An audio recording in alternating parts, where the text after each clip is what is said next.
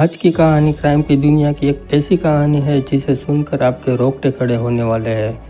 आपको आज की ये कहानी कई दिनों तक परेशान कर सकती है और ये कहानी नहीं, एक रूह कपा देने वाली सच्ची घटना है जिसे भारत में तंदूर कांड के नाम से जाना गया है।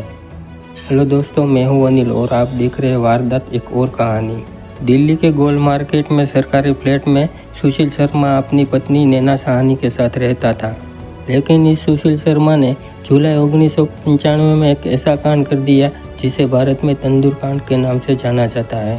सुशील शर्मा भारत की एक जानी मानी पार्टी का एक राजनेता था। 2 जुलाई 1995 की एक शाम को सुशील शर्मा जब अपना काम खत्म करके शाम को घर लौटता है, लेकिन जैसे ही सुशील शर्मा घर में एंटर करता है वैसे ही वह देखता है कि उसकी पत्नी नैना साहनी फ़ोन पर किसी से बात कर रही थी। लेकिन नैना साहनी सुशील शर्मा को अचानक से देखकर चौंक जाती है। तब नैना साहनी फ़ोन को रख देती है और चली जाती है। तब सुशील शर्मा उसे पूछता है कि किसका फ़ोन था, तो नैना साहनी कहती है किसी का नहीं, रॉन्ग नंबर था। इतना कहकर नैना साहनी किचन में चली जाती है, लेकिन सुशील शर्मा को नैना साहनी पर शक हो जाता है क्योंकि सुशील शर्मा को नैना साहनी के कॉलेज के फ्रेंड मजलूम करीम और नैना साहनी पर पहले से ही शक था। और उस दिन घर में सुशील शर्मा और नैना साहनी सिर्फ 2 ही थे। और जैसे ही नैना साहनी किचन में गई तो सुशील शर्मा लैंडलाइन नंबर को रीडायल करता है। जैसे ही फ़ोन के रिसीवर को कान पर रखता है तो वही होता है जिसका उसे पहले से ही शक था। सामने से आवाज़ आती है मजलूम करीम की, जिसे सुशील शर्मा अच्छे से पहचानता था। सुशील शर्मा गुस्से से फ़ोन रख देता है और भागकर नैना साहनी के पास जाता है और नैना साहनी से कहता है कि तुमने मुझसे झूठ क्यों बोला। तो नैना साहनी अपनी बात रखती है, लेकिन सुशील शर्मा को ये तर्क सुनकर और भी गुस्सा आ जाता है और इसी कुछ सेकंड के गुस्से ने सब कुछ ख़त्म कर दिया। नैना साहनी किचन के बाहर गेट के पास खड़ी थी और सुशील शर्मा उसके सामने। और तभी सुशील शर्मा अपना लाइसेंसी पिस्टल निकालता है और नैना साहनी की तरफ 3 फायर करता है। पहली गोली जाकर लगी सीधी छत पर एसी को और दूसरी नैना साहनी के गर्दन पर और तीसरी गोली सीधी जाकर लगी नैना साहनी के सर पर। और गोली लगते ही नैना साहनी की मौके पर ही मौत हो जाती है। नैना साहनी की मौत होते ही सुशील शर्मा को ये एहसास होता है कि ये उसके हाथों से क्या हो गया। और फिर सुशील शर्मा ज़ोर ज़ोर से चिल्लाने लगता है और रोने लगता है क्योंकि जो कुछ भी हुआ था वो गुस्से के कारण हुआ था। सब कुछ अचानक से हुआ था, उसका पहले से ऐसा कोई प्लान नहीं था। अब सुशील शर्मा उस लाश के पास बैठा हुआ फंसा हुआ महसूस करने लगा। उसे लगा कि अब वो भी नहीं बच पाएगा।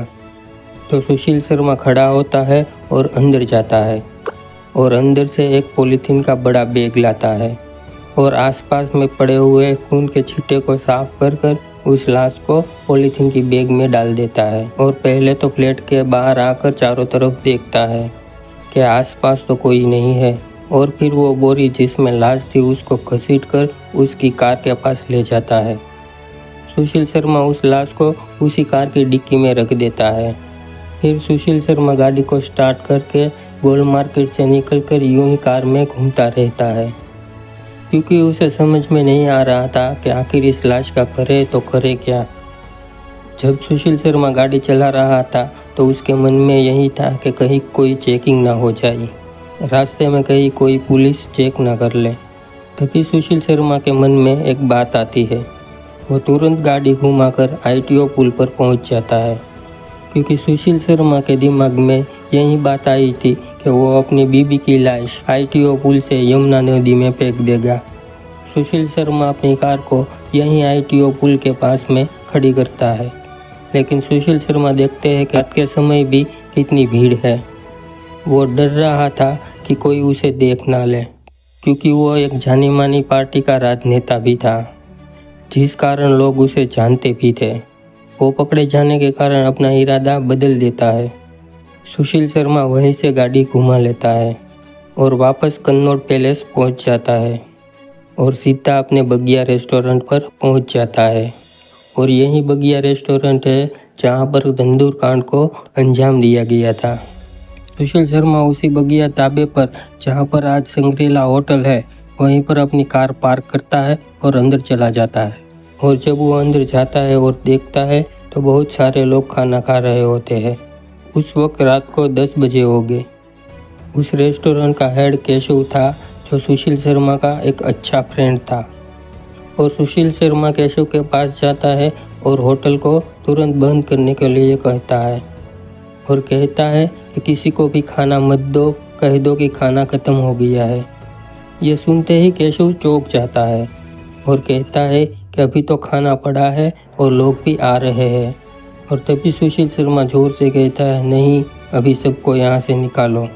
तो केशव समझ जाता है कि कुछ तो गड़बड़ है और फिर केशव नए लोगों को अंदर नहीं आने देता है और उन लोगों को भी जल्दी से निकाल देता है जो खाना खा रहे थे। और फिर उस रेस्टोरेंट की सारी लाइटें बंद कर दी जाती है और इस रेस्टोरेंट में काम करने वाले लोगों को भी घर भेज दिया जाता है। अब उस ढाबे में केशव और सुशील शर्मा दो ही थे। तब सुशील शर्मा पहली बार केशव को सारी सच्चाई बताता है। वो कहता है कि उसकी पत्नी का कत्ल उसी के हाथ से हो गया है और इस लाश को ठिकाने लगाना है। और सुशील शर्मा कहते हैं कि ये लाश किसी को ना मिले, इसके लिए हम इस लाश को सिर्फ तंदूर में ही जला सकते हैं। ये सुनकर केशव पहले तो चौंक जाता है, मगर सुशील उसका अच्छा फ्रेंड होने के कारण उसकी मदद करने के लिए तैयार हो जाता है। अब केशव और सुशील शर्मा दोनों बाहर खड़ी कार में से लाश को रेस्टोरेंट के अंदर ले आते हैं। उस रेस्टोरेंट में कोने में एक बहुत ही बड़ा तंदूर लगा हुआ था। उसी दिन इस तंदूर में रोटी बनाकर लोगों को भी खिलाई गई थी, इसीलिए इस तंदूर में अभी भी कुछ आग थी। केशव और सुशील शर्मा दोनों नैना साहनी की लाश को उस तंदूर के अंदर डाल देते हैं, लेकिन तंदूर में उतनी आग नहीं थी जिससे एक लाश को जलाया जा सके।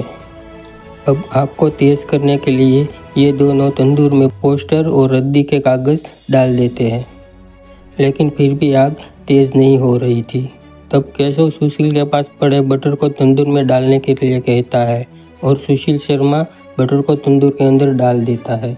और जैसे ही बटर को तंदूर में डाल दिया गया तो आग अचानक से बढ़ जाती है और नैना साहनी की बॉडी जलने लगती है। लेकिन सुशील शर्मा उस लाश को जल्दी से जलाना चाहता था, इसलिए पास में पड़े बर्तन में से उसने और बटर उसमें डाल दिया तो आग और भी तेज़ हो गई। और आग इतनी तेज़ हो गई कि रेस्टोरेंट की बाहर दीवार से आग की लपटें साफ दिखाई दे रही थी। उस रेस्टोरेंट के पास में अनोरा नाम की एक महिला सब्जी की दुकान लगाती थी। जब उसने आग को देखा तो उसे लगा कि यहाँ पर आग लग गई है। वो महिला ज़ोर ज़ोर से शोर मचाने लगी। तो वहीं पास से अब्दुल नज़ीर नाम का एक कांस्टेबल गुजर रहा था।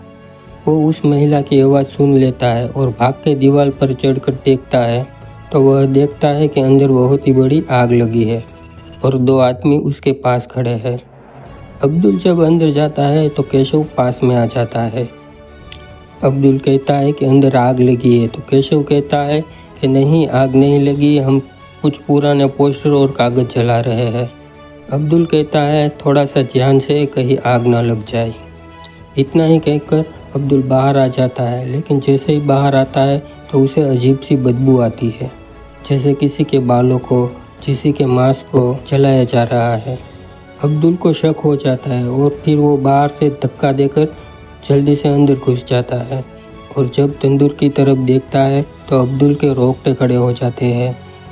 उसे तंदूर में जलता हुआ हाथ दिखाई दे जाता है और वो घबराता हुआ बाहर आ जाता है और तुरंत पीसीआर को फ़ोन कर देता है।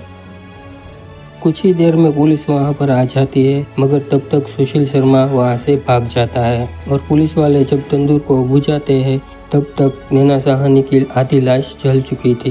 पुलिस उस वक्त सुशील शर्मा को तो नहीं पकड़ सकी, मगर केशव को पकड़ लिया और उस लाश को ले जाकर मोर्चरी में रखवा देती है। जब उस बात की खबर मजलूम करीम को लगी तो वो दौड़ कर आता है और वो हाथ की उंगलियों को देखता है जो सिर्फ हड्डियाँ ही बची थी। उसमें पहनी हुई एक रिंग को देखकर मजलूम करीम पहचान लेता है कि यही नैना साहनी है।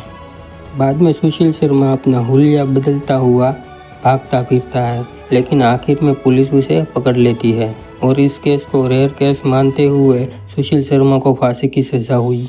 लेकिन 2013 में सुप्रीम कोर्ट ने इस फांसी की सज़ा को उम्र कैद की सज़ा में बदल दिया, क्योंकि ये कोई सोची समझी साजिश नहीं थी, गुस्से से हुआ कत्ल था। तो दोस्तों, ये थी आज की कहानी। अगर आपको अच्छी लगी तो लाइक कर देना और चैनल को सब्सक्राइब कर देना। मिलते हैं एक नई कहानी के साथ। धन्यवाद।